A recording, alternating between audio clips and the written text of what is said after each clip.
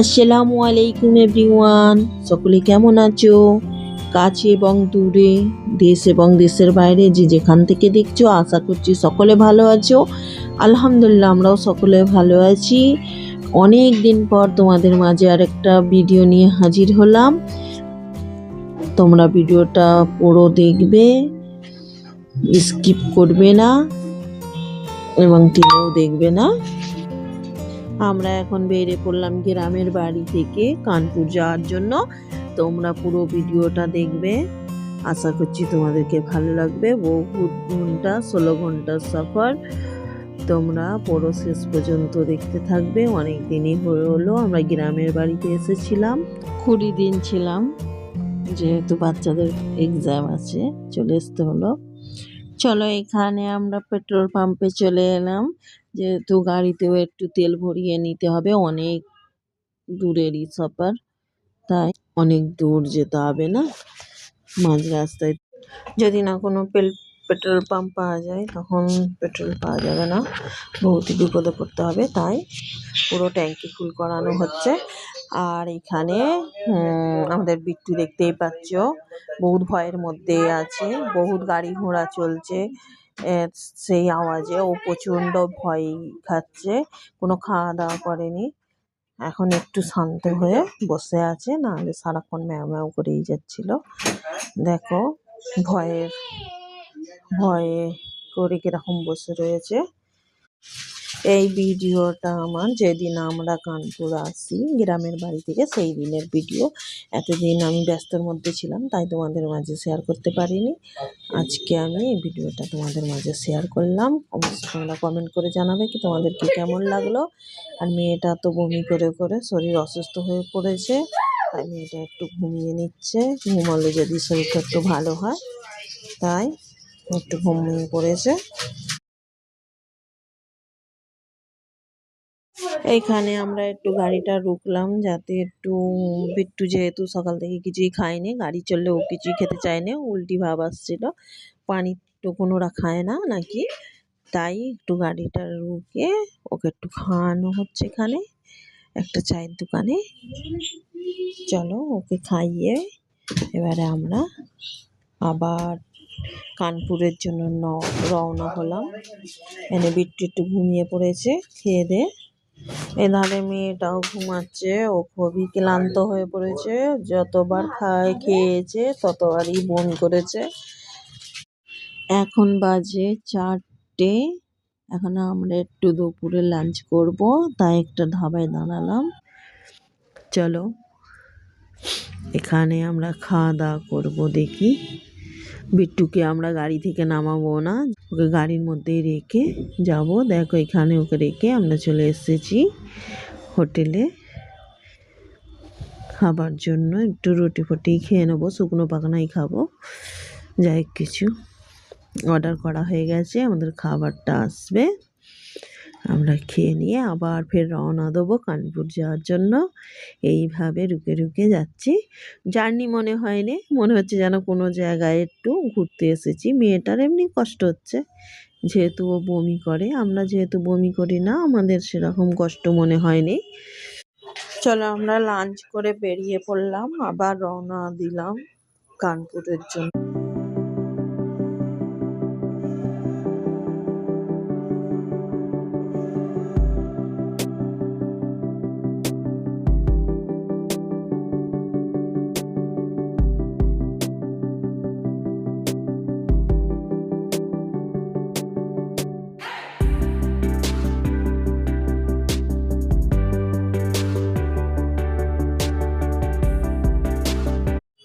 এখানে একটু চা খাবো বলে একটু রুকেছি।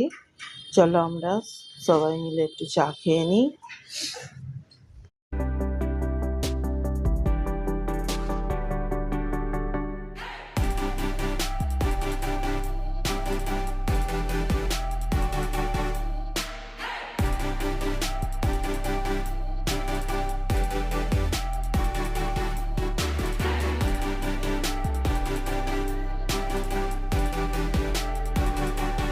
বমি করে করে ক্লান্ত হয়ে গেছে, আর কোনো জানালা কাঁচ আমরা খুলতে দিইনি, যেহেতু অনেক আওয়াজ হচ্ছে বাস গাড়ি। সেই জন্য ওর এখন ন্যাচারাল হাওয়ার প্রয়োজন। ও এখন সানরুফ খুলে ওখানে মাথা গলে হাওয়া খাচ্ছে। এখানে আমরা চলে এলাম, দেখো অলরেডি ঘরে পৌঁছলাম, অনেক রাত হয়ে গেছে। এখানে 3:30 বাজে, তোমরা দেখতেই পাচ্ছ কটা বাজে ঘড়িতে দেখিয়ে দিলাম। এতগুলো লাগেজ ছিল, প্লাস ফের ড্রাইভারের সামান ছিল। এখানে ঘরের অবস্থা দেখো খুবই খারাপ, খুবই খারাপ। আর ইনডোর প্ল্যান্টগুলো দেখো, এগুলো ঘরে রেখে গিয়েছিলাম, আমি ভেবেছিলাম এগুলো মরে যাবে, কিন্তু এগুলোই জেনতে আছে। আর ব্যালকনির গাছগুলো এখন কি হয়েছে জানি না, কাল সকালে তোমাদেরকে দেখাবো, শেয়ার করবো। আর ঘরদোরের অবস্থা এখন খুবই খারাপ। আমি এখন সব পরিষ্কার করব, তারপরে শোবো। এখানে এইসব লাগেজগুলো যেরকম আছে এইরকমই থাকবে, কোনো কিছু সরাবো না এখন। এইখানে দেখো মেয়েটা পানির তো দরকার, সেই জন্য ফিল্টার মেশিনের পানিটাকে ফেলে দিয়ে নতুন পানি ভরছে, ফেলে হবে না তাই। চলো, পরের দিন সকাল। Good morning everyone. দেখো এখানে আমার ব্যালকনির অবস্থা খুবই খারাপ। আর প্রত্যেকটা গাছ শুকিয়ে গেছে, পুরোপুরি মরে যায়নি, শুকিয়ে গেছে। এই গাছটা নয়নতারা গাছ সবই, ওগুলোকে দেখা যাক পানি দিয়ে যদি জ্যান্ত হয় সেটাও তোমাদের সাথে শেয়ার করব। সব গাছগুলো পুরো শুকিয়ে গেছে পানি না দেওয়ার কারণে, পানি পায়নি বলে। চলো এবার আমি এখানে ব্যালকনিটা একটু পরিষ্কার করে নেব, যেহেতু সব গন্ধ নোংরা হয়ে পড়ে আছে চারিদিক। পরিষ্কার করে নিই সব, পানি দিই গাছগুলোতে, পরিষ্কার করে নিয়ে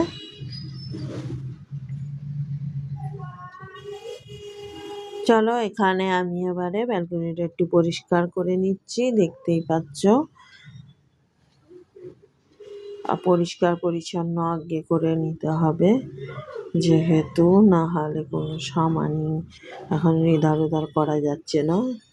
একে একে আমি সব পরিষ্কার করে নেব, তারপরে সব কিছু গুছিয়ে রেখে তারপরে রান্না বান্না করব।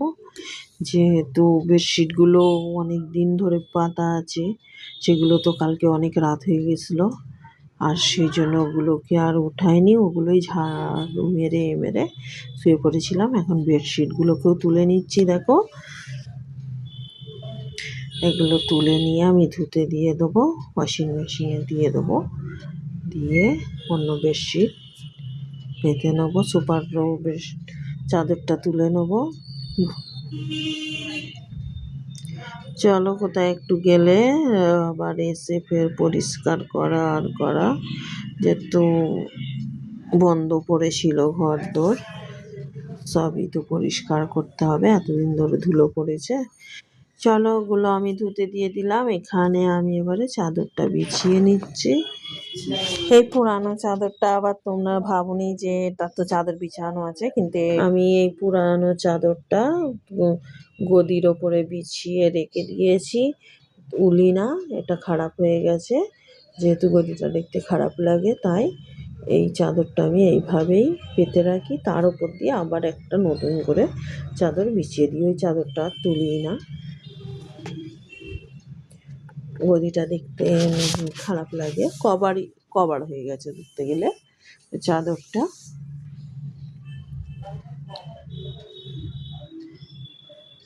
তোমরাও পুরানো চাদর ফেলে না দিয়ে, গদিগুলো অনেক পুরাতন হয়ে গেলে দেখতে খারাপ লাগে, এইভাবে চাদর দিয়ে ঢাকা দিয়ে একটা কভার মতো করে নেবে, তার উপরে নতুন করে বেডশিট বিছাবে। এতে করে কি, এটা দেখতেও ভালো লাগবে, চাদর যখন উঠানো হবে তখন ওই চাদরটা বিছানো থাকলে অতটা খারাপ লাগে না, দেখতেও ভালো লাগে এমনি।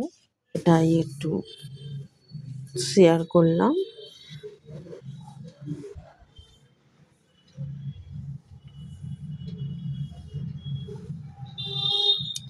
আর ঘরদোর পরিষ্কার হয়ে গেলে তারপরে যেন কোনো কিছু কাজে মন লাগে, ভালোও লাগে। তবে কালকে যাই হোক করে তো রাতের বেলা এসে খালি শুয়ে পড়েছিলাম। এখানে দেখো আমার সব বেডশিট গুলো পাতা হয়ে গেল। এই ঘরেরও বেডশিট পাতা হয়ে গেছে। বাইরের সোফারও চাদরটা আমি লাগিয়ে দিয়েছি, দেখতেই পাচ্ছ।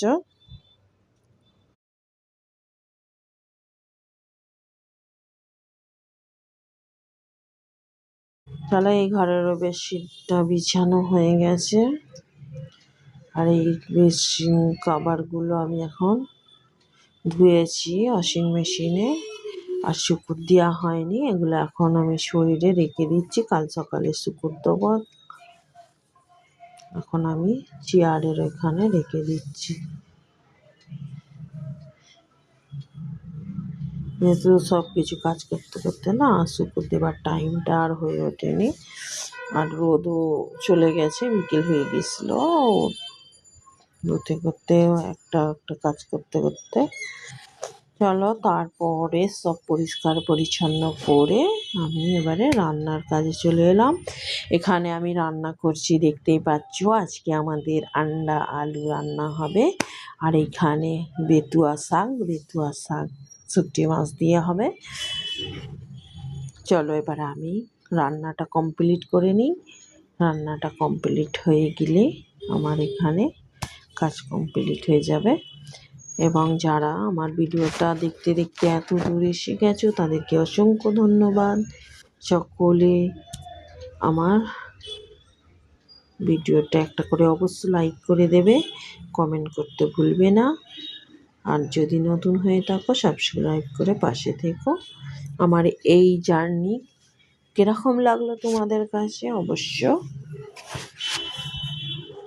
তোমরা কমেন্ট করে জানাবে। আর 16 ঘন্টা লাগতো না, আরও জলদি এসে যেতাম আমরা। 14 ঘন্টায় লাগতো, কিন্তু আমরা রুকে রুকে এসেছি। ওখানে 2 ঘন্টা মতো বেকার গেছে টাইম, তাই 16 ঘন্টা লেগে গেছে, নাহলে আর একটু আগেই চলে আসতাম।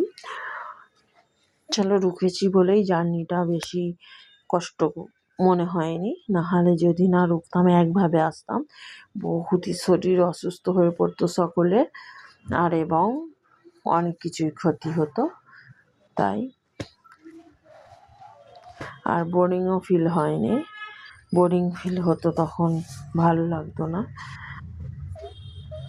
চলো এখানে আমি আন্ডা রান্না করছি, একে একে মশলাও দিয়ে দিচ্ছি। তোমরা পুরো ভিডিওটা দেখতে থাকো। আর এবং ভিডিওটা কেমন লাগলো অবশ্য কমেন্ট করে জানিও। আর ভিডিওর মধ্যে কোনো কিছু ভুল হয়ে থাকলে ক্ষমার দৃষ্টিতে দেখো। আর আমি এখানে প্রত্যেকটা মশলা একে একে দিয়ে নিচ্ছি। হলদি, লঙ্কা, ধনে, জিরে, টমেটো দিয়ে দিয়েছি একখানা, দেখতেই পেলে। দিয়ে আমি এটাকে কষিয়ে নেবো ভালো করে। আর প্রত্যেকটা রান্নারই মশলাটা কষানো হলো মেন। আর আগে তো আমি ডিমটা ভেজে তুলে নিয়েছি, সেটাও দেখতে পেলে।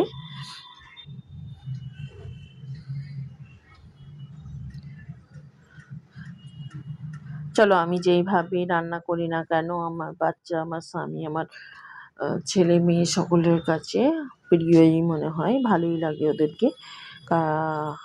আমার লাইফ, আমার খানা, আমার বিনা, আমার রান্না বান্না, আমার বাচ্চাদেরকে ভালো লাগে, আমার স্বামীকে ভালো লাগে, এটাই আমার কাছে অনেক পাওনা।